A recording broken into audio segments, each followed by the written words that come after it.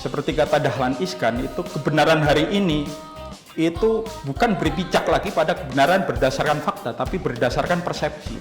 Kan simpel sih berarti kalau kita jadi negara maju, artinya kan pendapatan per kapita kita, per kapita juga kita semua nih, iya. dari petani sampai jurnalis, Iya, itu dari 4.000 jadi 12.000. 12.000, iya. Kan kita pengen kita tuh Sejahtera ya, dan itu memang harus dikawal sih. Kita juga harus melihat market akan lebih condongnya Kemana? Jadi masih seru ini. Berarti gitu Pak kan. Ganjar nggak usah pusing ya, udah Nggak usah. Pak RT, udah ada Pak Mahfud, tinggal Pak pilih aja Mahfud, kan tinggal salah pilih satu aja ya. mana. Presiden 2024 itu berpihak kepada Prabowo. Saya pikir hingga akhir pemilihan sikap Jokowi mungkin akan tetap sama ya soal PSI. Sudah kembali ke orangnya. Oh sudah kembali ke orangnya ya. Jadi isu selama ini ternyata akhirnya bener ya terus. Ada balik lagi. Begitu katanya obrolan warung kopi. Omong doang. Hey, ini dialog tentang edukasi. Omdo bukan sekedar omong doang. Omdo bukan cari-cari sensasi. Apalagi hey provokasi. Ngopi-ngopi di sini sambil edukasi. Seduh kopinya, angkat topiknya bersama-sama teman-teman semua. Kita beromdo, omdo, omdo, ria, ria. Nah, posisi cawapres yang sekarang sudah fix itu kan Caimin. Ya. Caimin melengkapi Anies. Pertanyaan kita, benarkah dia melengkapi? Nah, jawabannya gimana Cadar? Kalau dari sisi ideologis ya, kalau dari sisi itu ya, Unik juga sih memang ya. agak menarik ini bergabungnya Caimin ke kubunya Anies. Karena kalau kita tarik sejarah lebih jauh lagi 1926 lahirnya NU ya.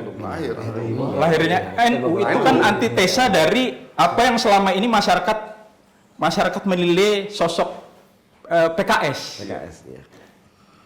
Meskipun itu belum tentu benar.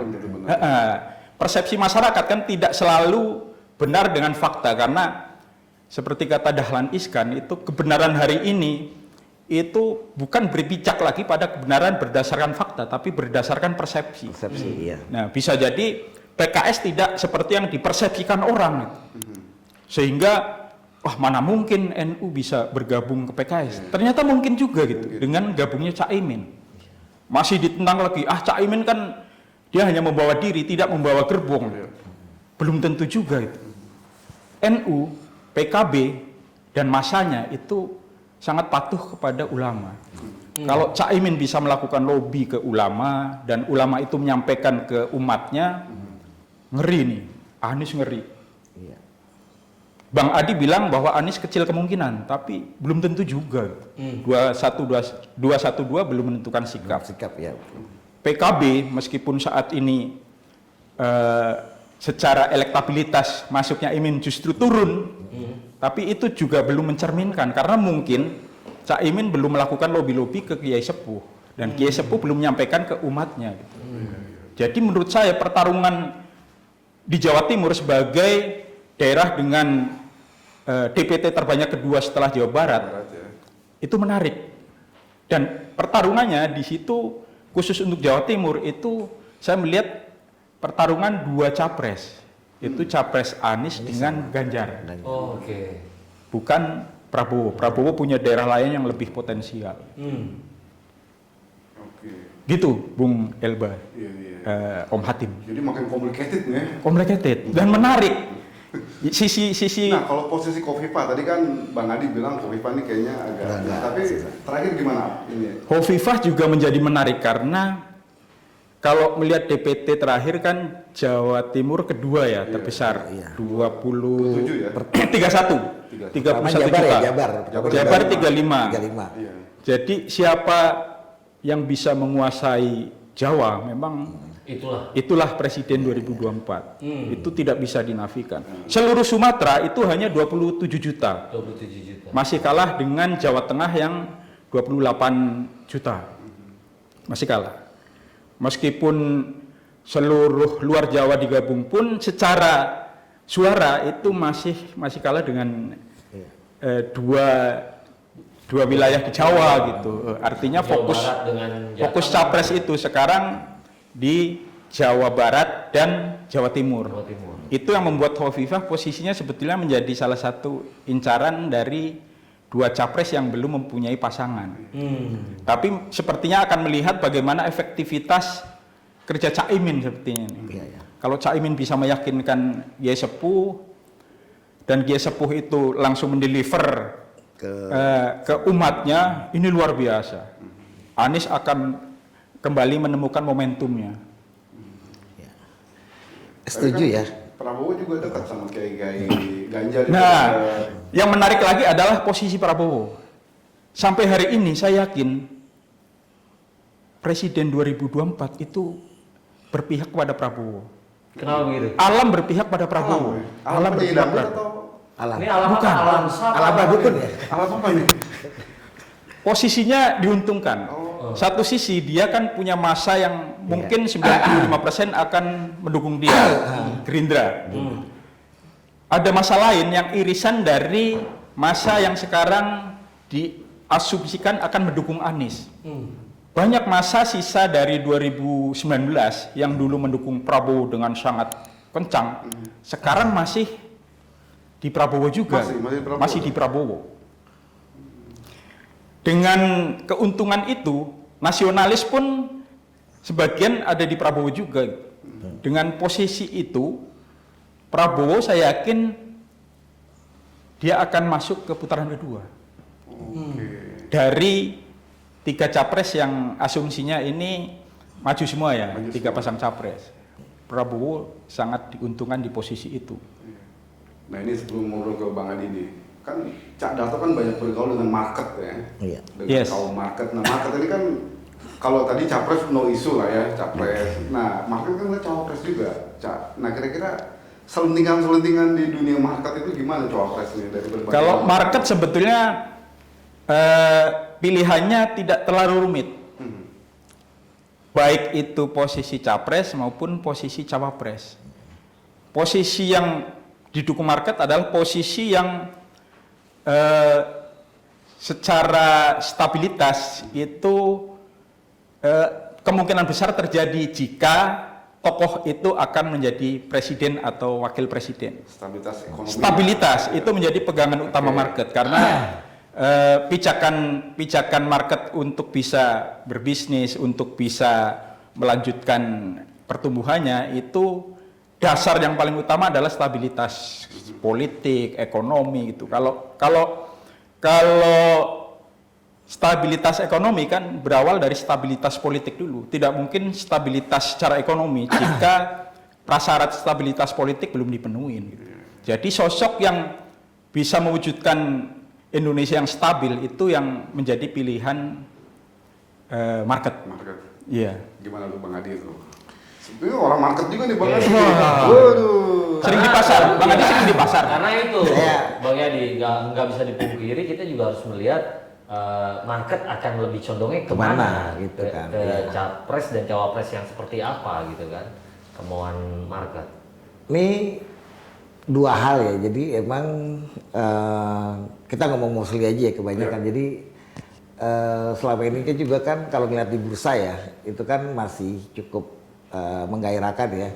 Dan setiap ada kalau misalnya corporate action kan kalau di perusahaan ya, dan ketika juga pemerintah juga melakukan kayak action juga untuk terkait ekonomi, itu market hampir selalu ngelihat menyambut positif gitu kan, ngelihat dari IHSG dan lain gitu kan, dan juga ngelihat dunia usaha juga memang jauh lebih ini ya gitu kan, lebih jalan gitu kan. Dan aku pikir sih ini berat nih karena sampai sekarang masih banyak juga nahan-nahan nih para ini nih, yang karena kan bicara soal pilpres juga kan bicara soal itu juga kan amunisi kan. Ini sebenarnya udah pada siap, cuma masih nunggu dulu siapa ini cawapresnya. WNC gitu kan gitu. Karena beberapa kali juga kan unik juga nih, putusan MK juga kan berubah-berubah, belum meskipun ditolak yang pengajuannya, tapi Narik diri, ya? bisa muncul lagi tuh, karena batas usia 40 tahun kan Karena posisi Gibran sendiri sekarang juga kan masih berpotensi gitu kan. Kalau RK udah enggak lah, mungkin RK ke DKI 1 sih nanti gitu kan. Oh, itu Gitu. gosipnya gitu ya? Iya, karena RK sendiri juga kan di Golkar kan sudah ke Prabowo dan belum ini juga kan gitu. Dan saya yakin juga apapun ya kalau memang ini melanjutkan legasinya, saya yakin sih market akan cukup unik, cukup baik meresponnya ya. Terus kedua kalau bicara soal bukan berarti Anies tidak ada potensi, ada sangat besar potensinya gitu. Kita berkaca pada 2014, 2019 ya. Ini kan sebenarnya sorry to say ya dulu kan, karena saya kan banyak bergaul juga dengan teman-teman yang memang anti Jokowi dulu gitu. Ternyata tuh mereka memilih Jokowi tidak memilih Prabowo tuh bukan karena suka Prabowo, bukan. Karena anti Jokowi gitu kan. Mereka nggak suka Jokowi aja gitu kan. Nah, itu pun mungkin masih ada yang seperti itu gitu kan. Dan kalau ngelihat kalau ini bisa digrab sama Anies gitu kan. Mereka tidak akan ke Prabowo, bisa ke Anies. Menarik juga ada satu fakta waktu pilkada di Jateng. Itu kan Sudirman Said lawan Ganjar. Itu kan posisinya kan Ganjar itu sekitar 50 berapa persen gitu kan. Tipis ya menangnya? Tipis menangnya, Sudirman Said itu 40%. Artinya kalau bicara soal menggarap Jateng, Sudirman Said sudah ada timnya Anies kan sebenarnya.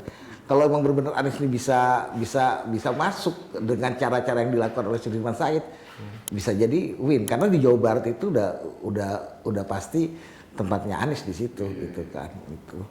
Dan kalau ngelihat di Jatim juga ini masih pertarungan antara Prabowo dengan Ganjar juga dengan Anies ini masih ini karena tiap wilayah tuh hampir memiliki preferensi politik sendiri gitu kan. Itu menarik. Tapi buat saya ya dari beberapa capres ini masih menarik, ini Gibran masih bisa masuk kayaknya. Masih bisa ya Gibran? Masih bisa masuk kalau nanti seumpama yang saya dengar sih kan MK juga kan lagi reses juga nih, nggak sidang nih lagi kayaknya strategi ada nanti mungkin sudah diputuskan tapi mungkin nanti akan keluar pada saat waktunya karena ini makanya nih 20 hari ke depan nih satu yang penting karena perubahan yang sangat besar itu bakal terjadi gitu kan. Ya seperti waktu 2019 kan. Di menit-menit terakhir aja masih ada perubahan yang cukup drastis. Kita menyangka orang udah pakai baju ini udah jadi nih. Udah kalau lihat itu ya gitu kan. Tapi saya punya keyakinan ya kalau di cawapres itu ya kalau nggak Pak RT yang maju, ntar cawapresnya siapa ya? Mahfud MD. Dua itu paling kuat, dua itu paling kuat sih gitu. Kalau RK sih saya pikir udah enggak lagi. Gibran ini bisa jadi kuda hitam juga, bisa tiba-tiba muncul tiba-tiba gitu kan. Meskipun juga putusan MK karena berubah-ubah terus.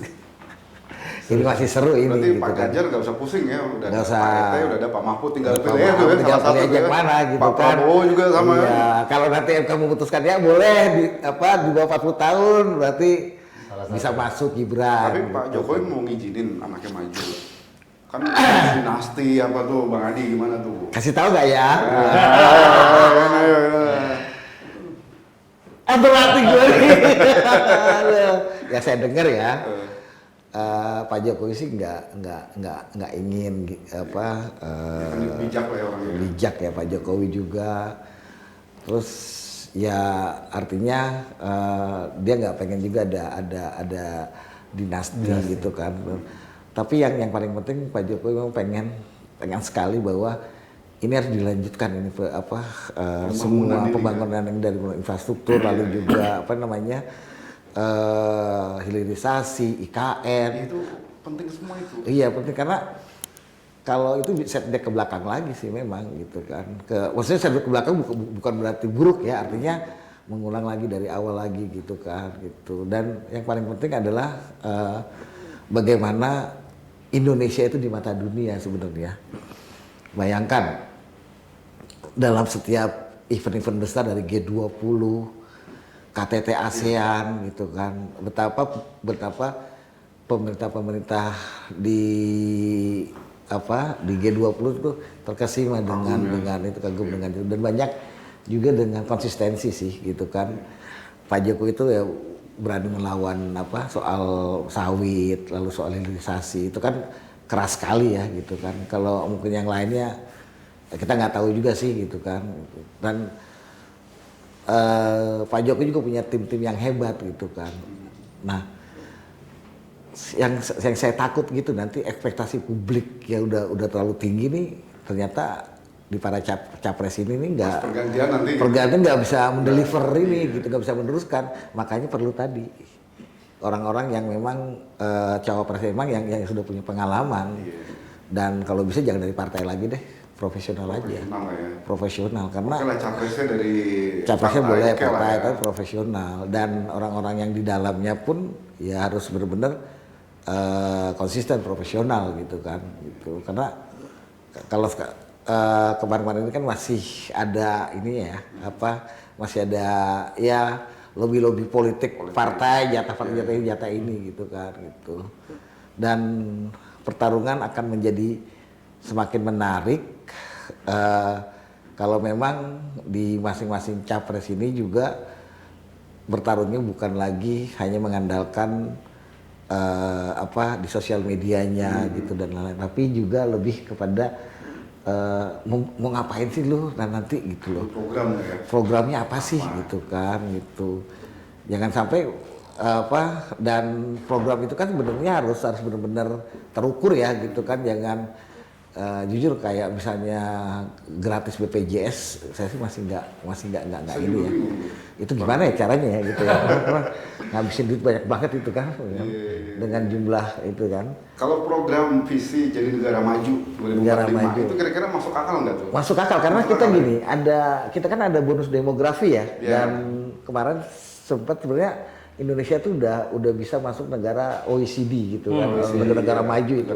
Itu dari jadi dengan bonus demografi, dan kita punya punya resource yang cukup banyak. Kita negara lain nggak punya, kita punya nikel, kita punya aluminium, kita punya kobalt, yang lain-lain. Itu benar-benar kalau jatuh ke pemerintahan yang memang nggak care terhadap resource ini, ya bakal habis dulu kayak zaman dulu lah. Karena simpel sih bro, kalau kita jadi negara maju, artinya kan pendapatan per kapita kita, kita semua nih, dari petani sampai jurnalis, itu dari 4.000 jadi 12.000. Iya. Kan kita pengen kita tuh sejahtera ya, dan itu memang harus dikawal sih, jangan sampai bener kita jadi penonton lagi jadinya kan. Dan saya yakin sih pemerintah udah juga kayak kemarin ribut-ribut soal UMKM dan TikTok itu kan pemerintah udah bener. Nah, maksudnya semendengar itu nggak sebenarnya keluhan dari rakyat gitu kan. Yang kemarin soal TikTok itu kan bagian dari mendengar gitu. Mendengar, dan dengan mendengar itu ya turun ke bawah, apa sih yang terjadi sebenarnya gitu kan.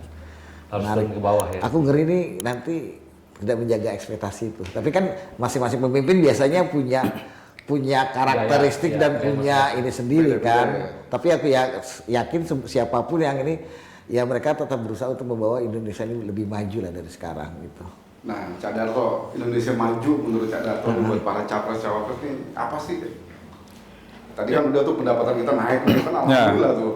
Ya memang selama ini indikator negara maju kan diukur dari GDP ya, GDP. Tapi ada hal lain yang mungkin perlu menjadi perhatian capres semua. Alat ukur GDP kan alat ukur yang selama ini secara ekonomi dipakai untuk mengukur tingkat kesejahteraan, kemajuan sebuah negara. Tapi yang menurut saya penting juga adalah tingkat kedewasaan masyarakat, tingkat elit dalam membuat dan merealisasikan program-program yang mereka janjikan ketika campaigns. Negara maju itu saya pikir erat terkait dengan kedewasaan masyarakatnya. Bagaimana masyarakat untuk misal aja ya, tertib antri misalnya, itu kita bisa ngiri melihat bagaimana negara maju masyarakatnya begitu tertib untuk antri beli tiket, antri untuk jalan atau mematuhi peraturan lalu lintas. Jadi tidak melulu bicara soal ekonomi, pertumbuhan ekonomi, tapi juga bagaimana kedewasaan masyarakatnya. Jadi memang menjadi tugas bersama sih soal kemajuan negara dalam perspektif saya seperti itu, Om Elba. Ini bro, ini makin hot, makin ini. Seru. Tapi udah hampir sejam kita nih. Udah berasa ya? Berasa. Silakan berarti mungkin ada yang mau ini lagi. Ya saya pikir udah cukup lah Pak nih. Iya. Nanti bisa kita lanjut lagi nih. Jadi Yang kalau bahas Ganjar dia, nih sebagai closing nih, Bang Adi ntar Cak Darto, cocoknya mana nih? ET, Mahfud atau Kofifa misalnya? Kalau Kalau dipasangkan, dipasangin terus kalau Prabowo siapa nih? Kalau Ganjar dengan Mahfud sih oke ya, Oke. gitu. Dengan itu juga oke gitu Aha. kan, gitu. Dengan Kofifa, karena Kofifa juga udah bilang enggak kan, dia kan udah dari awal-awal juga udah enggak gitu kan, gitu. Terus kalau dengan Prabowo cocok dengan ET sih. Kalau dengan Pak Mahfud kayaknya agak kurang ya, Oh gitu ya. kurang ya, karena ya meskipun mereka satu kabinet gitu kan, tapi jarang sekali ngelihat diskusi-diskusi intens ya, karena terakhir foto-foto yang keluar itu dengan Pak Jokowi itu kan selalu dengan Pak ET kan. Oh, iya. Pak ET berapa kali kan kadang-kadang di Istana Bogor gitu kan, artinya komunikasi politik itu udah jalan ya? sejak lama gitu kan, dari mulai dulu sering ketemu juga di Solo juga gitu kan gitu, dan tapi sempet juga dulu sih sempat ada jaga jarak juga dulu Pak ET dulu sempat gitu kan, karena memang waktu di acara di Solo gitu kan, Pak ET juga biasa ketemu Ganjar, karena sempat nggak ketemu juga gitu kan gitu. Tapi memang menarik ini kalau yang maju itu nanti cawapresnya Eto dengan Mahfud MD. Menarik ya? Menarik, makin menarik banget. Kalau nanti Gibran nggak ini ya, lihat putusan MK nanti. Meskipun sudah ditolak kan, tapi permohonannya aja kan, itu kan bisa dimajukan lagi kan, kita nggak tahu. Dalam seminggu aja mungkin bisa berubah banyak gitu kan, gitu. Nah kalau Cak Darto gimana Cak Darto ini? Kalau saya begini, sampai hari ini kita sebetulnya masih bingung membaca sikap Jokowi. Oke. Padahal sikap Jokowi di detik-detik akhir nanti itu sangat menentukan pilihan sebagian masyarakat itu apakah ke Ganjar atau ke Prabowo. Konteks tadi saya bilang alam mendukung Prabowo itu masih dalam perspektif bahwa Jokowi masih merestui dia. Gitu. Kalau tiba-tiba sehari dua hari menjelang Pilpres Jokowi all out dukung Ganjar, ini bahaya bagi Prabowo. Iya, iya. Karena isu melanjutkan ya ada di Jokowi, dan pilihan Jokowi adalah pilihan yang akan diikuti oleh pemilih, seperti ulama sepuh akan menentukan kemana, apakah ke Anies atau ke pilihan lain, itu terkait dengan gabungnya PKB dengan Anies. Kemudian yang kedua terkait cawapres, siapa yang kira-kira paling potensial dan paling menarik untuk dipertimbangkan oleh capres, tergantung pertimbangan mereka ketika akan memilih itu, apakah mempertimbangkan yang 52% milenial Gen Z ini atau mempertimbangkan kewilayahan. Kalau pertimbangannya adalah akan menggrab 52% Gen Z milenial yang sebagian besar hari ini belum menentukan pilihan, saya pikir Erick Thohir menjadi pilihan terbaik di antara cawapres yang ada saat ini, gitu. Bakal cawapres ya. Tapi kalau pilihannya misalnya masih berburu masa dari kelompok Nahdliyin, Mahfud MD saya pikir masih menjadi pilihan yang banyak dinantikan oleh calon pemilih. Oke. Jadi sama Itu, sama Bang Adi ya? Mahfud, Pak Erik, Pak Mahfud. Iya, mungkin sama tapi dengan pertimbangan yang berbeda. Nambahin lagi soal bagaimana sikap Jokowi. Saya pikir hingga akhir pemilihan sikap Jokowi mungkin akan tetap sama ya. Kemana Seperti tuh? sekarang nih. Seperti sekarang ini. Oke.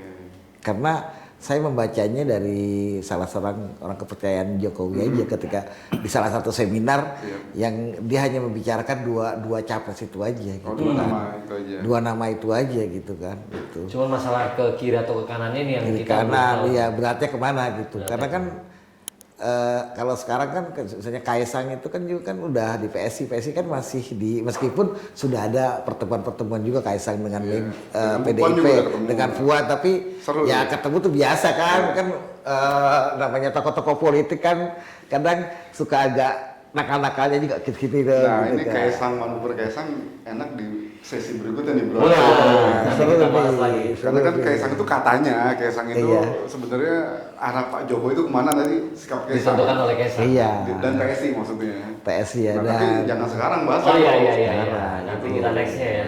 Next. tapi salah satu kata yang bagus adalah soal PSI sudah kembali ke orangnya. Oh sudah kembali ke orangnya ya. Jadi isu selama ini ternyata akhirnya bener ya terus. Akhirnya balik lagi. Begitu katanya obrolan warung kopi. Iya. Gitu kan. Dan inilah benar-benar PS itu ya ini orangnya. Iya sebenarnya, gitu. Ya Oke, saya oke. tahu pendirinya PSI juga dulu kan. Iya. Sempat ngobrol-ngobrol banyak gitu kan. Nah, ini. Seru-seru nih Pak. Oke. Ya, oke. Thank you. Bisa ditahan dulu tuh Bang Adi nanti Ya. berikutnya Ya, kita. siap. Minum dulu. Cek. Mungkin berikutnya 5 menit kemudian atau gimana bro? Enggak, langsung minum. Seru-seru. Oke, sahabat Omdo dimanapun berada, tentunya Omdo ini bukan sekedar omong doang, tapi ini edukasi, bukan cari sensasi, apalagi provokasi. Dan jangan lupa untuk like, komen, dan subscribe YouTube channel Omdo. Nanti di episode berikutnya akan ada lagi obrolan-obrolan seru. Dan kita ya Mbak ya, Yap. pamit dulu undur diri nih Oke, bersama narsum-narsum kita yang luar biasa. Ada Cadarko, ada Bang Adi. Terima kasih ya telah hadir. Thank you Bang Adi. Salam sehat semua Semua. untuk sahabat Omdo dimanapun berada. Oke. Salam sehat. Thank you. Salam Omdo. Bye. Omdo salamnya kayak apa? Salam Omdo. Salam Omdo. Salam cuan aja deh. Cuan.